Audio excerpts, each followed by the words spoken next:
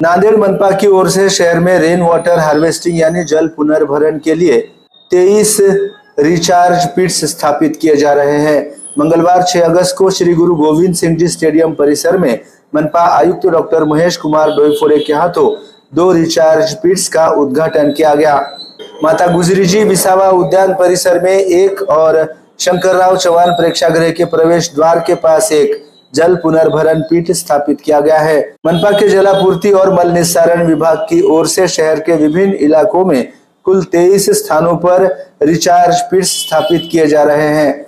उद्घाटन समारोह में शहर अभियंता सुमंत पाटिल, कार्यकारी अभियंता संघरत्न सोनसले, शिवाजी बाबरे, जल विशेषज्ञ डॉक्टर परमेश्वर पौल, उद्यान अधीक्षक मिर्जा फरतुल्ला बेग, स्टेडियम व्यवस्थापक रमेश चौरे, उपाभियंता प्रकाश कांबले, नरेंद्र सुजलेगांवकर सहित जलापूर्ति और मल निस्सारण विभाग के अन्य अधिकारी, कर्मचारी, नागरिक इस समय बड़ी संख्या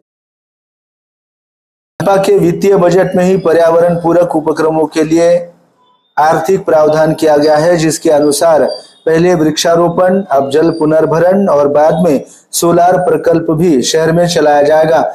अब तक मनपा प्रशासन इस दिशा में उचित मार्गक्रमण कर रहा है। शहर की साफ सफाई हो या अन्य काम हो, ये तो मनपा का काम ही है, लेकिन शहर का सौंदर्यीकरण, जल पुनर्भरण जैसे उपक्रमों की समाज के लिए आवश्यकता है। मनपा ने इस दिशा में पहल की है। अब नागरिकों और सामाजिक तथा सेवाभावी संस्थाओं ने भी मनपा के साथ कदम से कदम मिलाकर चलने की आवश्यकता है, ऐसी जानकारी मनपा आयुक्त डॉक्टर महेश कुमार डोईफोरे ने MCN हिंदी न्यूज को दी। 2024-25 जे अर्थसंकल्प आपण सादर केलेला होता, त्यावेळी महानगरपालिकेने यावर्षी पर्यावरणपूरक बजेट सादर केलेला आहे। त्या अनुषंगाने आपण प्रथम कार्यक्रम हा वृक्षारोपणाचा घेतलेला आहे। शहरामध्ये 25,000 वृक्ष लावण्याचं काम सध्या चालू आहे। त्यानंतरचा जो आपला कार्यक्रम होता तो जल पुनर्भरण, जलभूधारा हा कार्यक्रम आपण यामध्ये दुसऱ्या टप्प्यामध्ये घेण्यात आलेला होता। त्यामध्ये पिट्स घेण्याचं काम आज आपण सुरुवात केलेलं आहे। त्या कामाचं भूमिपूजन केलेलं आहे। यावर्षी आपण एकूण 23 पिट्स अशा पद्धतीने जल पुनर्भरणासाठी घेतलेले आहेत आणि अशाच पद्धतीने 3 वर्षापर्यंत हा प्रोग्राम आपण चालू ठेवण्याचं ठरवलेलं आहे। यामुळे जी भूगर्भातील पाण्याची पातळी आहे ती वाढण्यासाठी फायदा होणार आहे आणि आपल्याला जे उन्हाळ्यामध्ये पाण्याचं दुर्भिक्ष होतं त्यावेळी आपल्याला हा पाण्याचा वापर योग्यरित्या करता येईल। रेन वॉटर हार्वेस्टिंग ही बांधकाम परवानगी घेत असताना आपण कंपल्सरी केलेली आहे।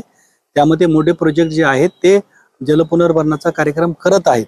तथापि इंडिव्हिज्युअल हाऊसिंग मध्ये जे रिस्पॉन्स भेटत नसल्यामुळे आपण मालमत्ता करामध्ये 5% सवलत दिलेली आहे। त्या पद्धतीलाही नागरिकांचा प्रतिसाद मिळत आहे। ज्या लोकांनी रेन वॉटर हार्वेस्टिंग केलेलं नसेल त्यांनीही रेन वॉटर हार्वेस्टिंग करून आपल्या मालमत्ता करातील सवलतीचा लाभ घ्यावा असं याद्वारे मी आवाहन करतो। जसं वृक्ष लागवडीसाठी लोक सहभाग महानगरपालिका मिळवण्याचा प्रयत्न करत आहे, तर अशा पद्धतीच्या पिट्सचा जर उपक्रम नागरिकांनी किंवा कोणत्या सामाजिक संस्थांनी राबवला तर महापालिकेचं काय सहकार्य असणार आहे? नक्कीच जर अशा पद्धतीनं नागरिकांनी यामध्ये पुढाकार घेऊन पिट्स घेण्याची जर तयारी दाखवली तर त्यामुळे आपण त्यामध्ये उचित प्रमाणामध्ये सबसिडी वगैरेचा नक्कीच विचार करूयात।